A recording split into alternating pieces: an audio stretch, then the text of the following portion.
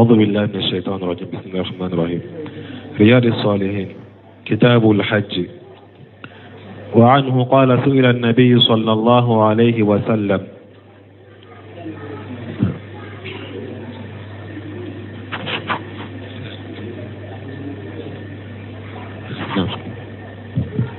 وعنه قال سئل النبي صلى الله عليه وسلم أي العمل الأفضل؟ قال إيمان بالله ورسوله. قيل ثم ماذا؟ قال الجهاد في سبيل الله. قيل ثم ماذا؟ قال حج مبرور. متفق عليه. المبرور هو الذي لا يرتكب صاحبه فيه معصية. وعنه قال سمعت رسول الله صلى الله عليه وسلم يقول من حج فلم يرفث ولم يفسق رجع كيوم ولدته أمه. متفق عليه. وعنه أن رسول الله صلى الله عليه وسلم قال العمرة للأمرة كفارة لما بينهما والحج المبرور ليس له جزاء إلا الجنة. متفق عليه. وأن عائشة رضي الله عنها قالت قلت يا رسول الله نرى الجهاد أفضل العمل أفلم نجاهد؟ فقال لكن الأفضل الجهاد حج مبرور. رواه البخاري. وعنها أن رسول الله صلى الله عليه وسلم قال ما من يوم أكثر من أن يعتق الله فيه عبدا من النار من يوم عرفة. رواه مسلم. وعن ابن عباس رضي الله عنهما أن النبي صلى الله عليه وسلم قال عمرة في رمضان تعدل حجة أو حجة معي. متفق عليه. بسم الله الرحمن الرحيم. والصلاة والسلام على نبينا محمد وعلى آله وأصحابه وسلم تسليما كثيرا. سبحانك لا علم لنا إلا ما علمتنا إنك أنت العليم الحكيم. أستغفر الله الذي لا إله إلا هو الحي القيوم وأتوب إليه. اللهم انفعنا بما علمتنا وعلمنا ما ينفعنا وزدنا علما. biye tarata suye hijriya bakele ani kemenani ani binani ani woro shaharu jumada al-akhir ninye hijra sankalo woro na bi suye otan woro na miladi nasara ko jate bafula ani muga ani nani sankalo tan fulana bisunya otan wolon fulana ambe dawda bu masjid raja wa mbokono darasube al-hafiz an-nawawi aka kitabu kono riyadu salihin bonda minna ko babun wujubul hajji wa fadlihi konni nye bonda hiju wajibi ali aya munun ni hadisa munun nanala ani hiju fasamantia hadisa munun kalannan kabdi wan nabi hurairah radhiyallahu anhu hadisa min nabi hurairah malaka je kabwama qala suila an-nabiy sallallahu alaihi wasallam ayyul amal afdal ayyul amali afdalu ku ye cide nyinenka ko baranyuma wala baranyuma juman kanye qala imanu billahi wa rasulihi ciden ko baranyuma wala baranyuma min kanye katena beka kallimanani alaye ani kallimanani cidenya qila summa maja ko ciden ko fenni o bora yedo jumando qala al jihadu fi sabilillah ciden ko ka jihadu ke ala kasirala qila summa maja ko ciden mani jihadu fana bora ye juman kanye qala hajju mabrur ako fi junyuma muttafaq alayhi wa muslim dana hadisayna المبرور هيجو نماي هيجو جماي هو الذي لا يرتكب صاحبه فيه ماشية هيجو مي ناتيجي ما على سوسوكي أكونو ode hajju mabruru wani radiyallahu anhu kadi samina abu hurairah malaka je kabama qala samaitu rasulullahi sallallahu alaihi wasallam yaqulu ko alayya macide ba fo mani hajja falam yarfus wala yafsuq araja ka yomi waladatuhu ummuhu muntafaq alayhi ko ciden ko nim mo mi hijra wala yarfus ima junubu kuma fo ika hijula wala yafsuq ima fashiya barake ika hiju kono ibe sagi kabo hiju yoro la junubu tila komi domi bayi wolo domi ibora iba kono chogomi ni junubu tila ibe sagi kabo ni hiju fanala junubu tila ika junubu be ya faraka ko kabo ila ni hadisa buhari muslim benala وأنه قد سمع بهرة ما أن رسول الله صلى الله عليه وسلم قال ko ala ka cira la ka tanuna kishibaka ko al-umratu ila al-umra kata anyogona al-umra wirema kafaratu lima bainahuma junubu min temena uni nyogonche abo o yafa iye mana salo ye al-umra ke nyina fanani ye al-umra ke salon ka al-umra ni nyina ka al-umra junubu munun temena uni nyogonche abo yafa ولحج المبرور ليس له جزاء إلا الجنة مهيج نمان كوني سراتو ولا نار جنته متفق عليه بخاري مسلم بن حديث الله وان عائشة رضي الله عنها كارثة من أم عائشة ملكة جكبوما قال قلت يا رسول الله كو عليكو يا لك تشيد نرى الجهاد أفضل الأمل أتشيد أم باي جهادو دي bara fasamantu ye afala nujahidu yala musofa nate jihadu kewa wa qala ciden ko lakinna afdal al jihad hajj mabrur ciden ko ako jihadu nyuma ye munye yidu nyuma musawye de musoko ni ka jihadu nyuma ye yidu nyuma de parce que jihadu te musoka arwahu al bukhari ya abu وانها كارثه من انباشتما ان رسول الله صلى الله عليه وسلم قال كتشيداكو ما من يوم اكثر من ان يؤتخ الله فيه ابدا من النار من يوم عرفه رواه مسلم كوتشيدن كو دون شيته دوميني على بجون كان هورنيا كبو جهنم تاسما مكوسبه كچايا كتمه عرفه دونكا arafa do ala be jomi kan horonya kabo jahannaba tasuma donenga wode kacca katme donto be ka ni hadisa muslimu yabo wani ibn abbas radiyallahu anhuma karisa min abdullah ibn abbas malaka je kabu fula bema anna nabiyya sallallahu alaihi wasallam kunna binyuma alaka tanuna kisibaka qala ko umratu fi ramadan ta'dilu hajjata aw hajjata mai muntafaq alayhi ko ciden ko kali umura ke sungalo kono ko abaraji ni hiju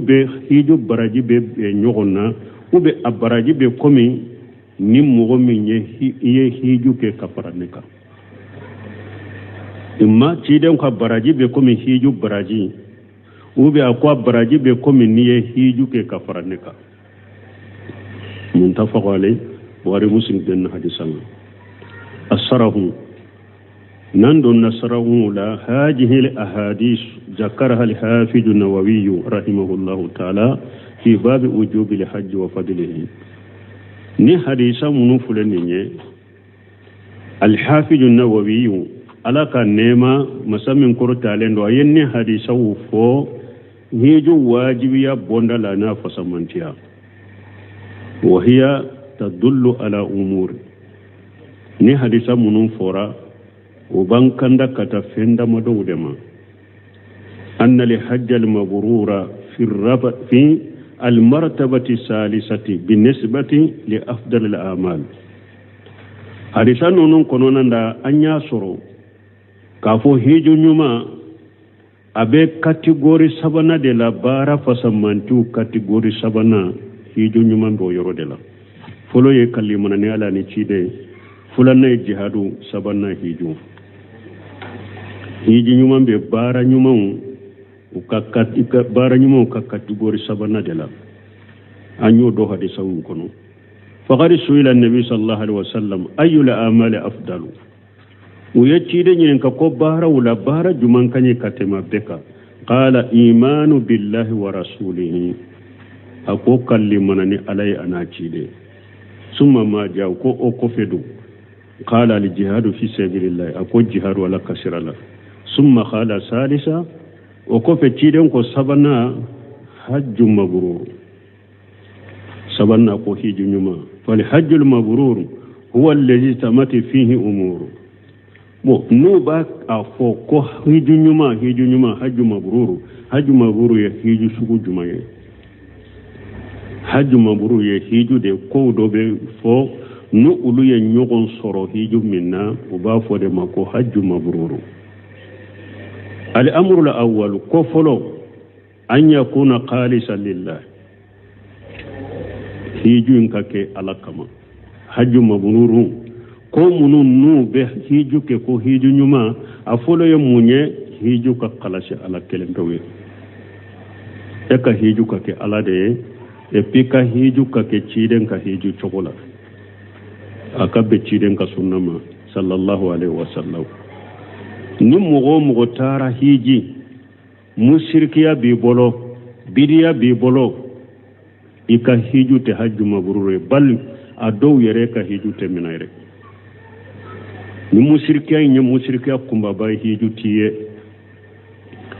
ni ka hiju ye bidiya de ka kono ye ko munun ke ka hiju kono bidiya do ute mina ye wala wode ya to ni ye maju ka hadisainta hiju semfe kanto haramula shegu do ye maju ka hadisain sarahu odo aya ka futurna ka safo be dersuke maju ka hadisain na ni ci danya ci kata ye manin kawma ko yibena muula kitabe dun kawde do me ibu wele kata fem folo min na tawhidi aye futurni safo be ko hadisa de ka ako hijur kala fulede milew de be akacca de ako me o min ye hijur kala yere naka hijube min akaddo jamain kono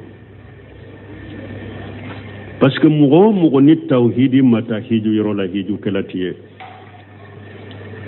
mugo ni ne ciden ka sunna batoli mata hiju yoro la imay ka hiju ke ciden ka sunna chogo ka hiju tiye imay ka hiju na sinya pew ube ka hiju na nagashi haju mabururute ni e fenka kono shirku kumba babi ibolo hiju tiye yere few ni fulang musyrika fitinu bu bolong ika hiju nagasilendo ni bidia bi bolo bidia min bi labo islamia kono e hijira ka hiju tiye yere ni ka bidia e kabaira junubu da bila ika hiju ma besti den ka sunnama ika hiju nagasilendo ana chinya ube ana nagasi donc mo kan ni folo fam pour ika hiju ka ke haju mabruru ye ika hiju ka qalashala kelemtu ya ka be den ka sunnama بأن يحمل الإنسان للحج إلا بتقاء إردوان الله وتقرب إليه سبحانه وتعالى حج مبرور يموني هذا ما ده فوي كنا إبلا أكنا سر فوي كنا إبلا هيجو إنك للا فو على كجنيني أنك هيجو لنيني يدينك هيجو كينجري على مسامي سلالين دا كورتا لنو أكنا سر فوي إبلا هيجو إنا نينتي alaka jenyini ani hiju kingere alala la yuridu riya wala sumu'ata ika hiju ikalla nyini te kire jira mugoka ye kalla nyini te mugoka me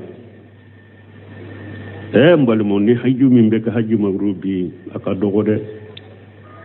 nimminan kuramin nana min telefoni min fule karamugo munu nyerebe awu nyew katana awuye hiju rola nulu kanka awaju ka hiju chogo yirawla aka hiju benya chogo me koyira ko dobe wulu yere de bolo hiju rola mimbe hiju barajin na su ba chiya jama be ke chogo dola kamo yoro de nuni apparu be nyogon fesi sa hiju rola am fulale kaba de koro am fule arawda de la de an fule ciden ka kabure de koro an fule bagiya de an fule uhudi de an fule quba de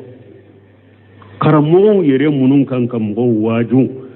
ku ka dusukun kalasi hiju ka ke alakama ulu yere de ni nye folo nubu ka foto ta pambe ka bila yere soso ka ku yere jira ube mogo ka men fana benni hiju yoro la benni yoro la donc hajju mabruru ko folo min kan ka kurasala dusukun kalasi akake ala kelembe kama ikana ke puru akaye ikana ke puru akame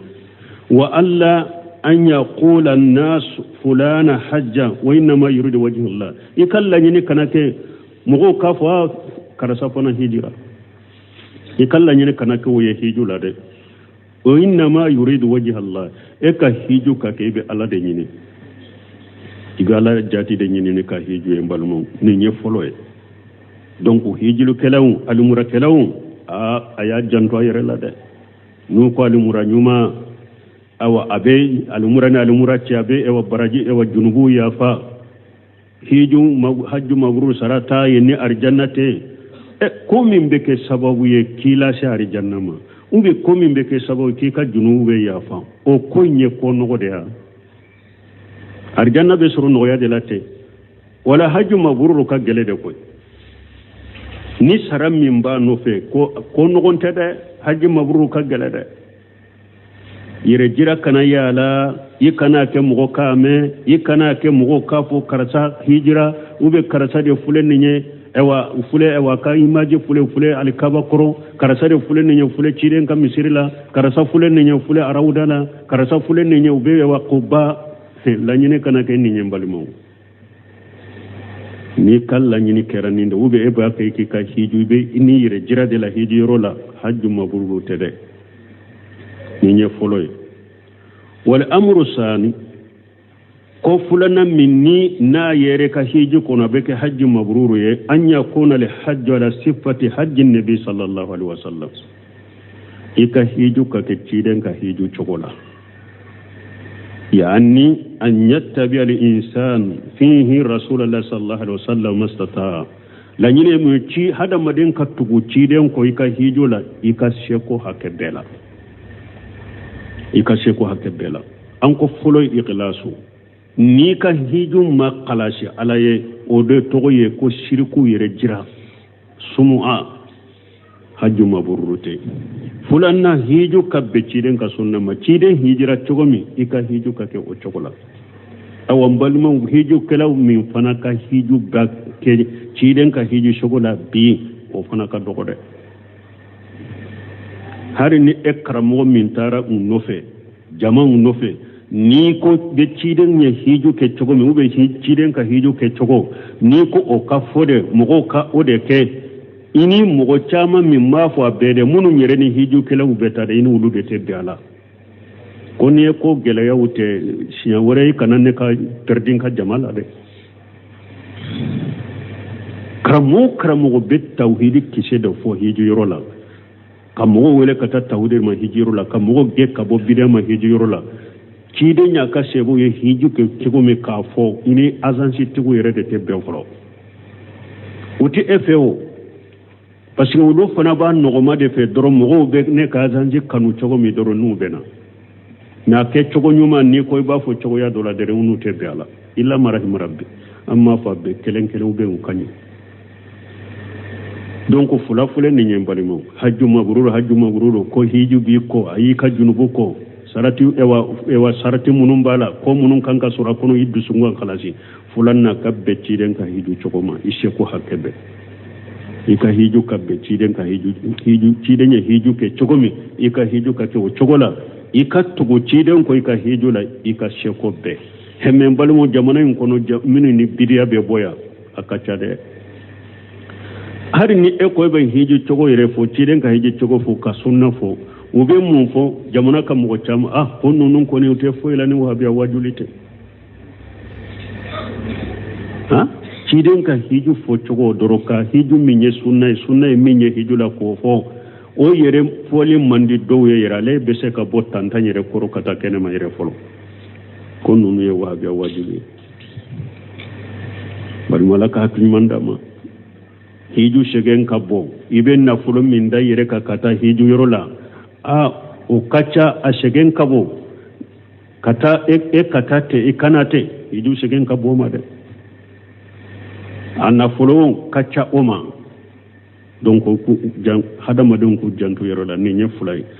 wal amru salisu ko sabana an yakuna min mali mubahi laysa harama ika hiju ka ken na folo daga lenye ni haramute barati ni yoro fanala do be mugo de taranki kata hiju yoro la do iriban na folo de bu bolo al murabbe ke ka keno de dro hiju ba ke ka keno de dro iriban na folo haju mabruru tede ni hari ka hiju sahara ni fardaro ni farda binna ka boy kanna amake haju mabruru fone hajji maburu min fora ko ni yake ni sagira abe komi bayi wolo domi ube hajji maburu min fora ko sarata ni ari jannate haramun na folo tigi hijutede haramun na folo tigi hijutede eka hijute hajji maburu ye bi Allah yakuna iriba yayi bin seminu yere mafo bi Allah yakuna iriba ika hiju kana ke iriba na folo kana ke ibra na awan balimo doni ke ba fana yere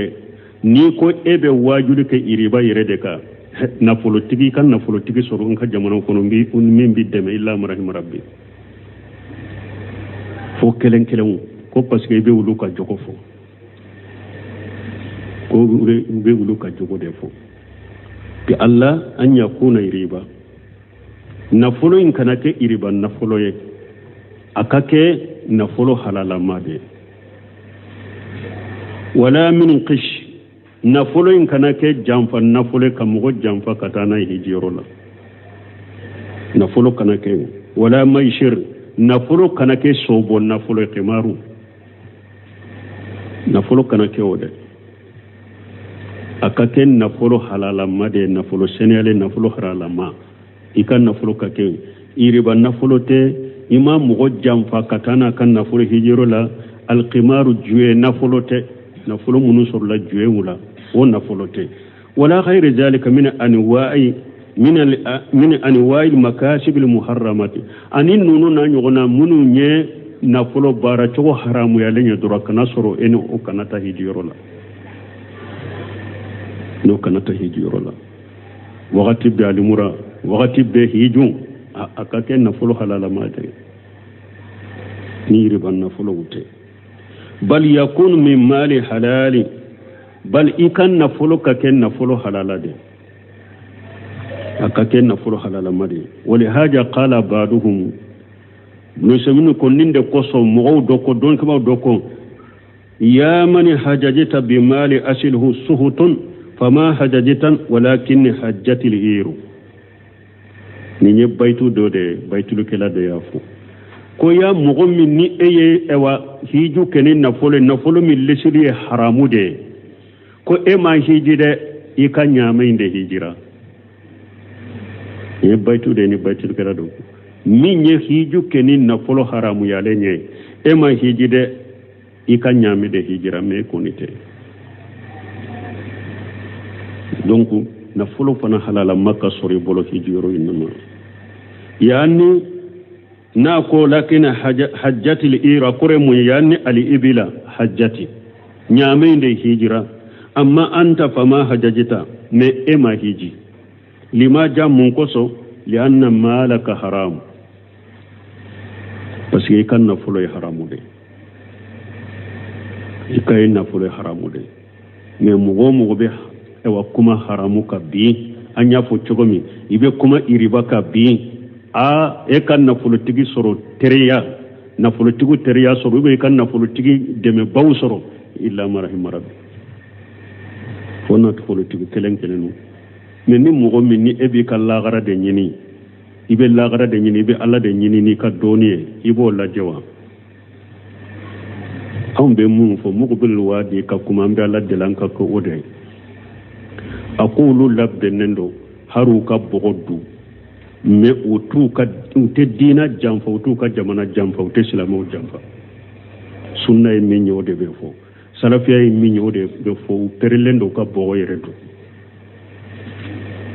muqbili tumboda fo nahnu musta'iduna anna kula walau turaba aqulu billah benendo ka har bogodu me uto dina utu ka dina jamfa ute jamana jamfa ute islamu jamfa dina haqiqa yi min yode be fo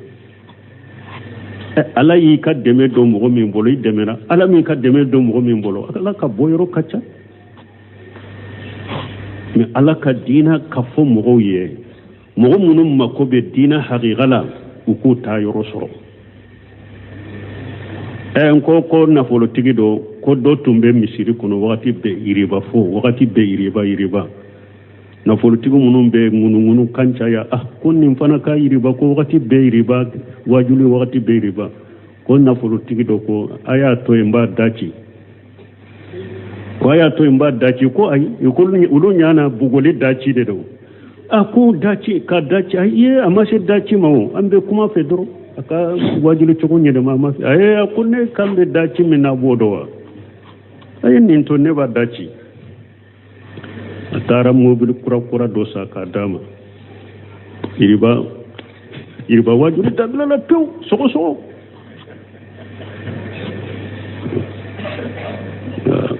ka dachi kumba dachi sisa alakan kisalakan tang alakan limanan damam barimo nambe se ka dina nya fo ko so ko nyumana ante dina jamfa ante jamana jamfa nante islamu jamfa mimmi ni kanwa alhamdulillah mimmi kanwa kan ellena alaka boyro kacha wala amru rabiu wolon fulana mumbe e wahiju ke ko hajju mabrur wala amru rabiu wotea anyeta jan wala amru rabiu konanina anyeta jannaba fihi rafasa wal fusuq wal jidala iki yere koroshi ka hiju kono junubu kumaw fasiku kumaw ani sosoli munu nafate sosoli munu ni dina sosoli ute iki yere koroshi du mai ka hiju kono li qawli allah ta'ala alaka kuma koso faman farada fihinna li hajja fala rafasa wala fusuq wala jidala fil hajj ala ko hiju kalo donende do ni mo minye hiju nganiata hiju kalo la fala rafasa kana junubu kuma fo wala fusuqa kana fashiya barake hiju na wala jidala fil hajj nyugon soso jiya ko la ni dina ko nyugon soso te wote hiju la de kanu ke hiju la dobe hiju yorola ube baro beye politiki jamana ka politiki baro be politiki u ka baro be politiki baro de ka ube do yerebe hiju yorola balon tanka kibariya don ganyana ewa donye kuputa ebe hiju yorola ebe almura yorola ute sosoli shila ye ni balon tan soso utani politiki soso ani jiyan ko na fatte sosoli munu na jiyan sosoli kanu luke hiju lale fayeta jannabu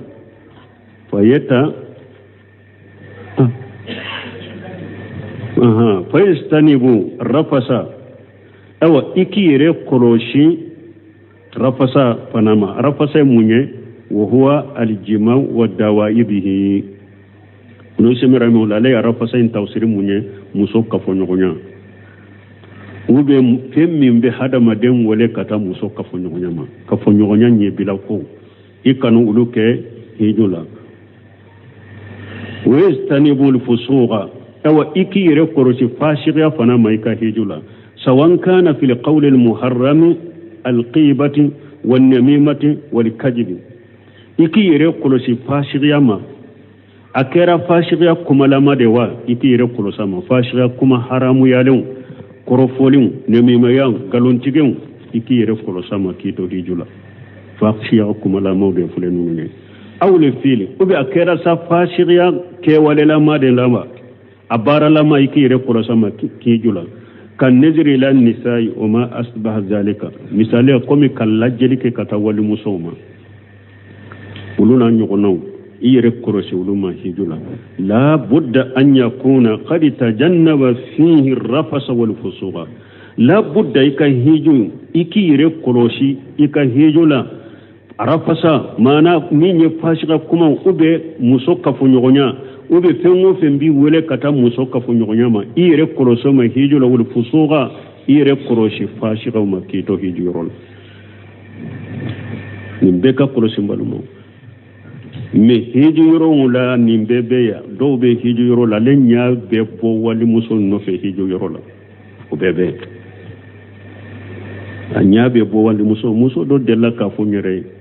muso yando na sotroma kono ala ya ake muso ka dancho nya hijabu tala ambe sotroma kono dro ambe sotra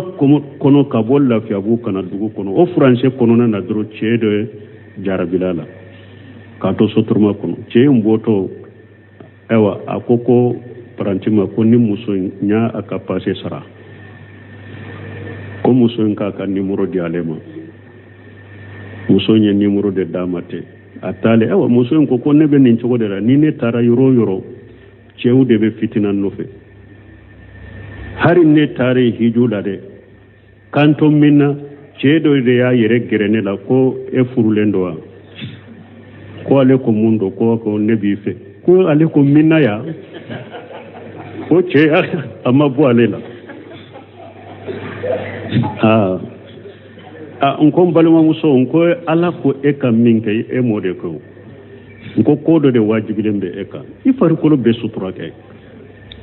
kon fa funteni de fara malu nunu fana funteni nu katile de kabo mal men ko jahannaba ta kala mali tile ko be chew fitina de ko ma hari ni wakati ne kule kan ni fitina ni wajibi lembe e ka wode ke aka yire sutura aka bo chew fitina lila jamana kono mbalimo ni nya atafo nyede komina ala kan sala kan tangade donc hiji yoro la nimbe ka koloshi muso ka fo nyonya yire kolosama walli muso la je ube koko bi wole kata muso ka fo nyonya anye bilaw kano ke hijula de kano ke hijula fashiya kana ke hijula wal jidalu al mujadalatu wal munaja'atu bayna an-nas fil hajj jidalu yamunye nyogon sama nyogon kuma nyogonya ni nyogon sama mugo ni nyogon che hiju rola hajihi tanqusu li hajjan kathira nimbe hiju nakashi kosobede nimbe hiju nakashi kosobede nyogon sama ni nyogo ewa kan ewa ya nyogon kuma nyogonya ni nyogon sama ba hiju rola abe hiju barjin nakashi kosobe allahumma illa jidala yuradu bihi isbatul haqq fo nyogon kuma nyogonya ni nyogon sama min na ba fe kacinya de sabati e ba ke kan mugo kuma nyogonya de puru kacinya de fuye kacinya de yirula wa bitalul batil uben ani galondo de bu bolo puru ko ciya mana mugo munun ni shirku beta ni be kuma wulu de fe inu be nyogon sama kuma wula puru ni musrikiya munun taraka musrika mbu bolo ku wele kata tauhidima ube ni bidia munun bu bolo hijiro la irinu ye kuma nyogonya ke ka nyogon sama ke puru ka bidia indo bu bolo ka sunna sabati bolo ka ciya sabati bolo ube inu ye nyogon sama de karasai be wali muso tege dimina haramu yare ndo kanake hari ni hiju te kanake janko hiju yoro la ya nini mogo be nyogon kuma nyogonya ka puru ka ciya inde yirula ku bongalonda bashi tola fahajan wajibu bal bulun seminu ko ye wajibi yerede falaw jaa insanu mubtadi'un yujadilu wal insanu muhrim nim mogo min nana bidiya mogo de do anana abake ka e kuma nyogonya e namulendo namu finu be ela fa innahu la yatrukuhu bal yujadiluhu wa yubayyinu li haqqa ite bidiya mo min toyede ebo kuma nyogonya de ka cinya de bangay ni bidiya mogo de nana ko abe bi e kuma do fo e ka bidiya sabati ka fo ne namulendo ne ite do kuma la ay kano toyede cinya bango yede fo cinya bangali ni yere nana do wakati me ko kanna gelendo amma ko tika cinya la iba bila wala me to bila katate de ibe cinya bango ye لأن الله أمر بذلك فسكلا ينامرني أريد كتشيا بانج بيرا مغوية كوليك كتا سنة ما كوليك كتا توري كتشيا بانج بيرا مغوية لا ينامرني أريد ادعو إلى سبيل ربك بالحكمة والموعظة الحسنة وجادلهم بالتي هي أحسن ala ko welele ke katai tigi ka ala ka sirama ni ko donne ani famu ani wajuri chogonyuma wajadiluhum billati ahsan iku kuma nyogonya ni kuma nyogonya minche chogo kanye kuma nyogonya chenye munye kadelila wirala mbali make ninde sunna ninye bidia de ninye tawhide ninye ewa shirku de ni hiju yorola nimbeke ni chogo de la teke ni chogo la ka kuma nyogonya ni kuma nyogonya chogo ya nyuma e kadelela wirala ani kuma nyogonya chogo ya nyuma ala kwanko ke bashi tola iwa onye inyamura no wede ibo kede lakin aljidala min khairi da'i yatahassanuna ayyuhuma yataqaddam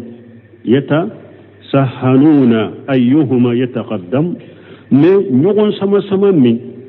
ni akelen kele diminen de be nyogon koro ni mbolo ne ka ewani ne ka bila ninye ne ka kuma ka bila ninye ni mfana bolo ne ka kuma ka bila ninye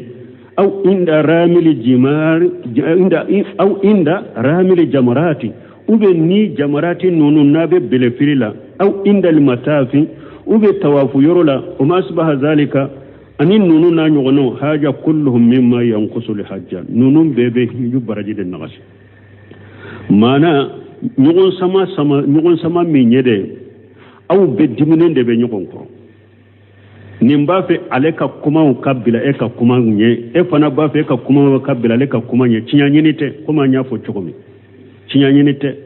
be ba fe doron kashen nto nyogoma nyogon sama mimbo chogola obe hiju baraji sama e go bi hiju baraji nakasi nini mo mi sera o nyogon sama ma chinyanyinate otoye obe ka hiju baraji nakasi ube jamarati bele filu yorola ka mankan ake mankan nyogon sama bele filu yorola bon shen kade bon kande binya iya keten te ya fi mare nukun danganiyo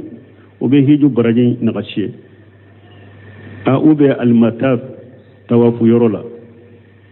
abe alikaba tawafula nukun sama ni kelet ewa tawafula alikaba koro o fana be hiju baraji nakashi koso bono na nyugona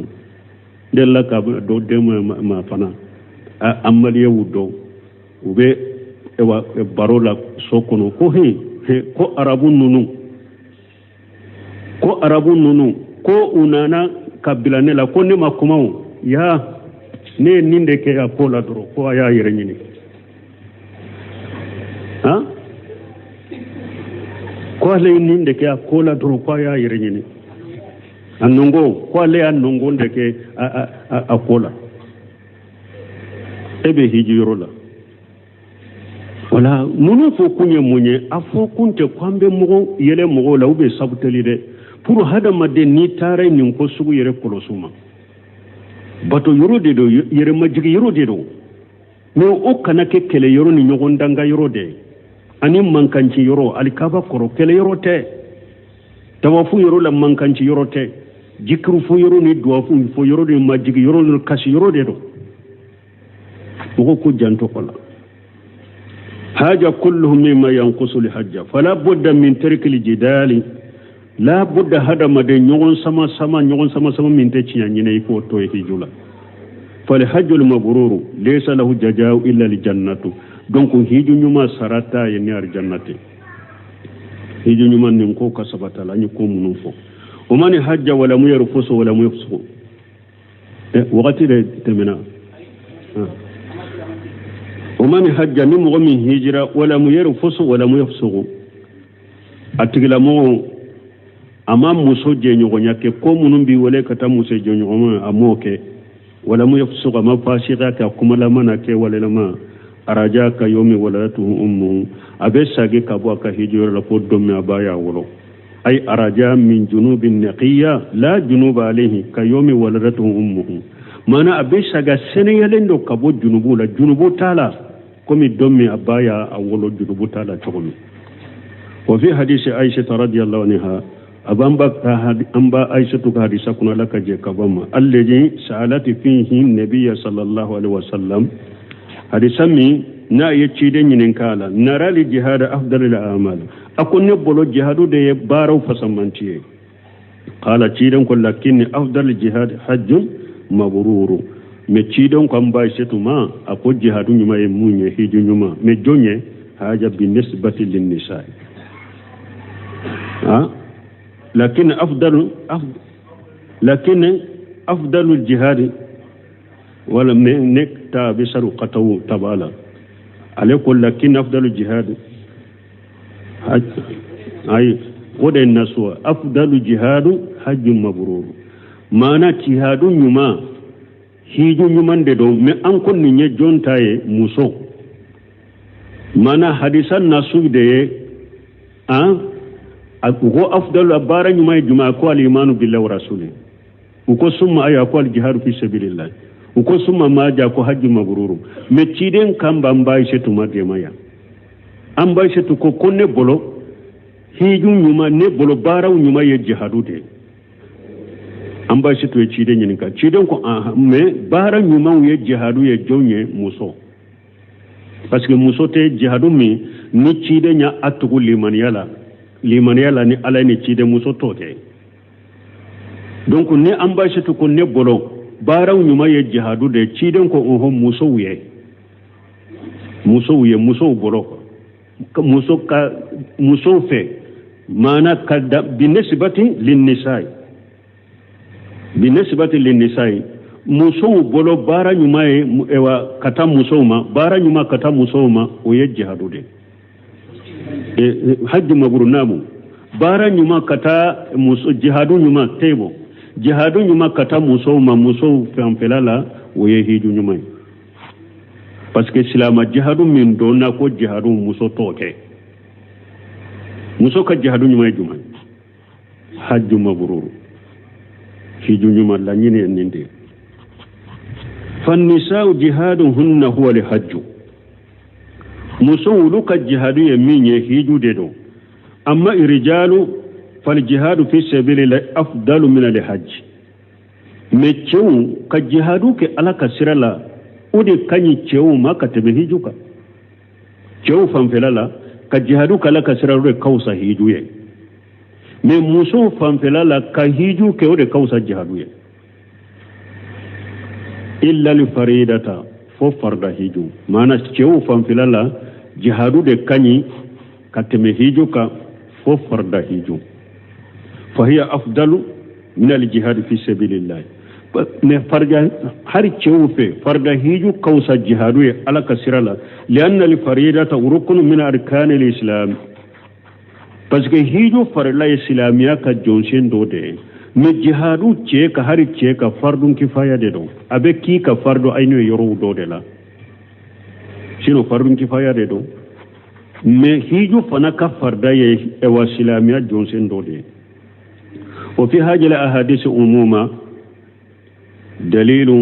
ni hadisan farale nyugon ka delila bula ala anna al amala tatafadalu bihasbi al amil ni hadisan nu farala nyugon ka ubayirana ko baro fana kausa nyugon ni barakela uchoye bara nyuma kausa nyugon ni barakela ukalla halani kwa choye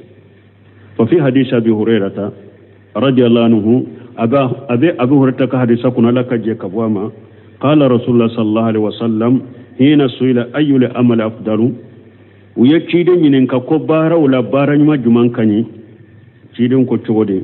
ako imanu billahi wa rasuli ako kallimanani ala ni cide qila summa ma ja ko kallimanani ala ni cide no bora yedo qala al jihadu fi sabilillah ako jihadu wala kasirala qila summa ma ja ko ni jihadu fana bora yedo qala hajjun mabrur ako hiju nyuma o forani hadisa kono o fi hadisi ibn mas'ud me abdullah ibn mas'ud ka hadisa kono annahu sala an-nabiy sallallahu alaihi wasallam ayyul amali ahabbu ila allah abdullah ibn mas'ud ka hadisa kono ya nyinen ka ko bara nyuma wala bara nyuma bara juma kanyi bara nyuma wala juma kanyi abdullah ibn mas'ud ka hadisa qala salatu ala waqtiha ciden ko ka salli salle a wakati folola qala summa ayu o ko fa Abdullah ibn Mas'ud ko nu o bora yedo qala birrul walidain ciden ko bange baka fulal la dolelo ko la bato kanyuman ke bange baka fulay qala summa ayu akunu bora yedo qala al jihadu fi sabilillah ciden ko jiharu ala kasirallah fa kullu yukhatabu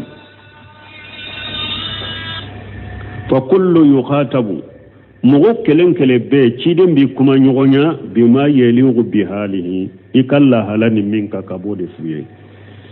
ni ay hadisa be bo nyogon koroni chogola hadisa dola ni ciden nyin ka ba fu bara fa samanti ninde ko fenni hadisa wore la na nyin ka ba fu fen wore fo ko bara fa samanti o de ko fenni ciden be mugo kelen kele kuma nyogonya ni la halani minka kade abi kuma nyogonya ni ode وكما قال رسول الله صلى الله عليه وسلم لرجل الذي قال أوصيني أبكم نتشيدن كو تشيما تشيمين كو تشيدما وشيا كان كنيه قال لا تقدم أقوم يكنا دمي قال أوصينا كو وشيا كنيه قال لا تقدم تشيدن كو يكنا دمي قال أوصينا كو وشيا كان كنيه قال لا تقدم تشيدن كو يكنا دمي mana تشيدن يادو أوتيغي يدوسو باتيغي ako cire nyamar wasiya kando kenye nimbe barake ni menye ako dusu bayani dimi obila kanato ka dimi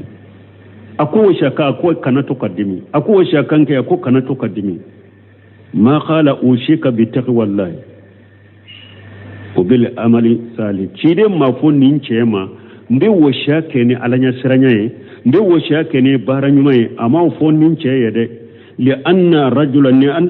هذا الرجل يليق بحاله أن يوصى بترك القدم لأنه قدوب نينشيل كلا هلاني من كاكا كوشياكا يكوا كدميتوي باسكي علي مغوية أكاديمي دي كاچا وقتي بيالي بدمينا يريد الدسو بيبوانا يريد دونك وديني عليني من كاكا كيرين كوشياكا كاي كدسو بياني دمي wakati bi akobila fa rasul sallallahu alaihi wasallam alaka kira alaka tanuna kishibaka yuqatibu kullu insani bima yalighu bi halihi abi hada maden kelenkele kuma nyogonya nini ali halamin kaka da bode fuye ini ali halamin kaka la halamin kaka abi kuma nyogonya ode fo wa yu'lamu haja bi tatabbul adillati al-ammati fi shari'ati wa ibn nindo fana niye delila gorobali munun nana sharia la ni yu tugura uko kulaje ibe nindo wokono wa bayani maratib al amali ani fana ibe bara fana martaba do akono niye delila gorobali munun bena ni tugura uko kunyine kudo minye ka fada maden kelenkele ciden bi ikuma nyogonya ni kala halade ibo do delila ukono ni be bara fana martaba do delila nunun kono wallahu al muwaffiq إن شاء الله وقتي سيرا يا سبحانك اللهم ربنا بحمدك أشهد أن لا إله إلا أنت أستغفرك وأتوب إليك.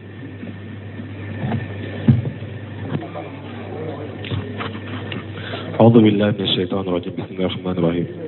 رياض الصالحين كتاب الحج. وعنه قال سئل النبي صلى الله عليه وسلم